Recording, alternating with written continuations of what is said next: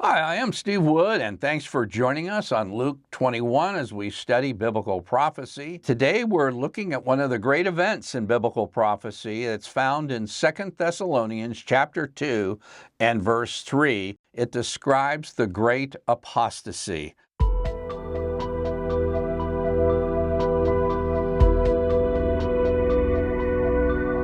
Let me read that verse. Let no one deceive you in any way, for that day will not come unless the rebellion comes first, and the man of lawlessness is revealed, the son of perdition. The Revised Standard Version, which I'm reading out of, uses the word rebellion for what I'm terming the great apostasy, and there's various ways to translate this word. For instance, the trusty old King James Version says, quote, a falling away, unquote. The New American Standard Bible, which is a very conservative Protestant translation, says, quote, apostasy, unquote. The Greek New Testament has the Greek word that we're translating, apostasia. And if you go to Webster's, you'll find apostasia is the Greek word that we get the modern English word apostasy from. That's why I like the word apostasy. There's a Greek lexicon by the name Louw-Nida, and it translates it, quote, the final rebellion. And then finally, there's the authoritative Greek dictionary called the Theological Dictionary of the New Testament, and we talked about that in an earlier episode. That's the TDNT. It says this, quote, the eschatological apostasy, and I like that. It's the apostasy of the end days, and it describes it as resting on Jewish tradition. This will be the decline of Christians into error and sin in the last days. And then it references Matthew 24, verses 11 through 12, and we'll get to that, along with 2 Thessalonians 2 and verse 3. So which of these terms is best? Rebellion, falling away, apostasy, final rebellion, eschatological apostasy? I like them all. They're all accurate descriptions of an event that happens in the end times. So I want to ask a question. What Jewish tradition was St. Paul using to teach about the great apostasy? And just remember, a lot of the things we have now didn't exist back then, including a written New Testament. It wasn't in existence.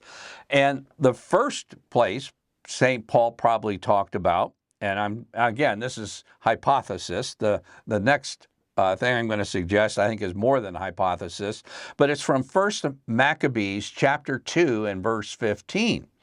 Now, Maccabees is not in the Protestant Old Testament. First Maccabees is one of the 7 books that was taken out at the time of the Reformation, but it says this, then the king's officers who were enforcing the apostasy came to the city of Modin to make them offer sacrifice. First Maccabees is incredibly important for those who wanting a preview for the persecutions of the Antichrist, how he's going to go about it, why he goes about it, and how it's resisted. And First Maccabees saying that there was an enforced sacrifice that wasn't the proper sacrifice that God had in the Old Testament, and that was a way to enforce apostasy from the Jewish religion. In addition to 1 Maccabees 2, which I suggest, I think there's the strongest potential case that St. Paul, throughout chapter 2 of 2 Thessalonians, is referring to chapters 11 and 12 from the prophet Daniel. This is just utterly essential. And this isn't just something that I cooked up. The best of the New Testament scholars who are experts in how the New Testament uses the Old Testament, like Dr. Beale would say Daniel 11:12 are what Paul was using to teach the Thessalonians about the topics like the one today, the great apostasy, and the one we're going to be talking about in the next episode or two about the Antichrist. And listen, if you would, to Daniel 11:30. He says, those who forsake the covenant. Now, the apostasy, the falling away, is referring to those inside the covenant community. It's not the evil bad guys out there. Or today, when we talk about the great apostasy, it's not from some atheistic secular professor out there. It's talking about a falling away from people who are in the covenant community and then fall away. Daniel 11:32, he shall seduce with flattery those who violate the covenant. And those who violate the covenant are inside the covenant community and they fall away. So that's Daniel 11:30 and Daniel 11:32. Now we're going to contrast that with the first part of verse 3 in 2 Thessalonians 2. Let no one deceive you in any way, for that day will not come unless the apostasy or the rebellion comes first. Well, how would he deceive people? He seduces with flattery. That's what Daniel 11 was referring to. Now, some people are going to say, no, that refers to Antiochus Epiphanes. I believe it does. Antiochus Epiphanes is also what was going on in 1 Maccabees chapter 2. It's the clearest preview of the end times. And don't tell me that just because it might have an immediate reference to Antiochus Epiphanes, it can't be used later because somebody did use it later. The abomination of desolation that Jesus Christ talks about in Matthew 24 comes straight from these chapters in Daniel. And by the way, if you want a big hint to probably the thorniest question, 2 Thessalonians 2, the one hardest to understand, just remember that we're talking about Daniel 11 and 12. All right, here's another passage. Daniel 11:36, and the king, the wicked king, shall do according to his will and shall exalt himself and magnify himself above every god, and shall speak astonishing things against the God of gods. He's going to speak, he's going to be prideful beyond any degree and exalt himself, putting down the true God and exalting himself. 2 Thessalonians chapter 2, verse 3, the man of lawlessness is revealed who opposes and exalts himself, exactly what Daniel was talking about, against every so-called God or object of worship. And again, that's what St. Paul was talking about. And then he says, don't you remember this when I was still with you? I told you about this. In other words, St. Paul was teaching from Daniel about what was going to occur at the end times.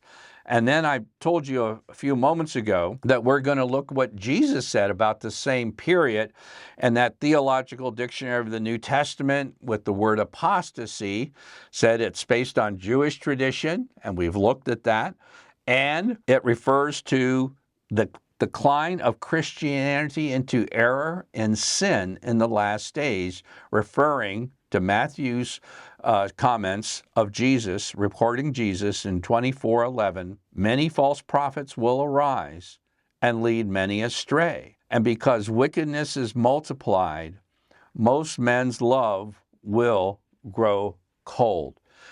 Now, I don't know if you have this problem, but it's a problem that I have.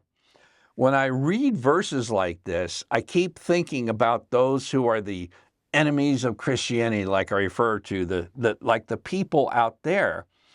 But to lead many astray, false prophets come into the Christian community, and that's what Jesus was warning about, and lead people into sin and to error. And for your love to grow cold, at one point, it had to be warm or hot. And again, the falling away, Dr. Beale says, well, falling away assumes that at one point there was a prior relationship with God, or else how could you fall away? If you've lived all your life in an anti-God or a no-God position, well, you're not committing apostasy, you're just a non-believer. But to commit apostasy means you had to be in the covenant community, and then you fall away. And this isn't something that starts in the 20th or 21st centuries. In the very first century, there were 7 letters sent to churches in Asia Minor. Most of those letters, majority of those letters, had a stark rebuke to first century churches. Like in Revelation 3:1, God says to the angel in church of Sardis, write, the words of him who has the 7 spirits of God and the 7 stars. I know your works. You have the name of being alive, and you are dead.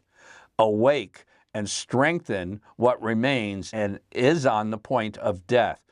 I know your works. You have the name, a reputation of being alive, but you are dead. Ouch. What would he say about us today? And let me just get right to the point. I'm not going to dance around. It is my belief that we may very well be in the midst of a developing great apostasy. And I would say, by way of testimony of this, it's worth listening to what Pope Benedict XVI wrote in the year 2015. He wrote a letter to a Slovakian civil leader who decided not to publish Pope's letter until after Pope Benedict died. But this is what Pope Benedict wrote in 2015, quote, we see how the power of Antichrist is expanding, and we can only pray that the Lord will give us strong shepherds who will defend his church in this hour of need from the power of evil. And as early as the 1950s, Father Ratzinger basically came up with a pretty radical essay entitled The New Paganism and the Church. And he said this, quote, the appearance of the church of modern times is essentially determined by the fact that in a completely new way, she has become and still is becoming more and more the church of pagans who still call themselves Christians, but in truth have become pagans, unquote. These are 2 illuminating statements from a man of great learning, great fidelity to the faith, and always measured in his statements. He doesn't fly off the cuff and make something like this. And I would just say I agree fully with what Pope Benedict has written here. And so when we're looking at this great apostasy, this isn't just a little time of abstract Bible study, but these things were written especially for those who would go through the events preceding the parousia, and that's the church. The covenant community is under threat from an end-time deception that is going to be so powerful that it's going to overwhelm those who consider themselves a faithful part of the covenant community and are not. I'm Steve Wood, your host, and thank you for joining me for this episode of Luke 21.